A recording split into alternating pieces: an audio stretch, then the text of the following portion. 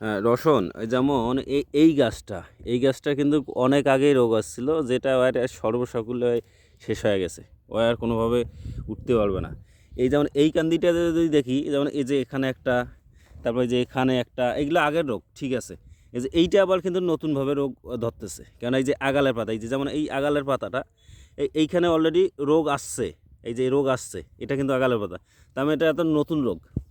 এইভাবে এই কান্দিটাতে দেখলে দেখাই যে প্রত্যেকটারে গোড়ায়, যেমন এই যে এখানে এখানে নতুন কিন্তু অ্যাটাক হইতেছে, এই যে মাথায় বুঝে যাচ্ছে এই নতুনভাবে অ্যাটাক হইতেছে। হ্যাঁ, যেমন এই যে এটাও সেম কাহিনি, এই নতুনভাবে অ্যাটাক হইতেছে। এই যে এইটাই হলো সমস্যা, এই যে ব্লাড। এইভাবে প্রত্যেক আলু ক্ষেত পুরোটাই এরকমই হয়েছে সমস্যা। এই যে আর আলুর গাছ এইভাবে তো গ্রোথ হয় নাই।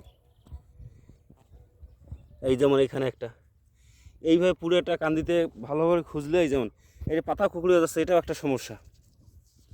এই পাতা কুকুরানো এটা একটা সমস্যা। আর গ্রোথ হবে তোর মনে কর যে এই যেমন এই গাছটা আছে, এই গাছটা হলো হলো সুস্থ সবল একটা গাছ। এর গ্রোথটা দেখছিস, এর কাণ্ডটা কি মোটা হয়েছে, এরকমটা প্রত্যেকটা গাছ হওয়ার কথা ছিল, কিন্তু তা না হয়। যেমন এই পানিটা আসলে পানি খরে গেছে, এই যে গাছ কেবল বের হইতেছে।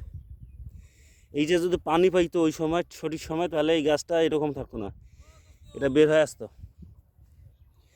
এই যে এখানে যেমন এই সমস্যা যাচ্ছে, প্রত্যেক পুরো আলু খেতে এইরকম অবস্থা। ঠিক আছে, ভিডিওটা স্বামীমুখ দেখিস।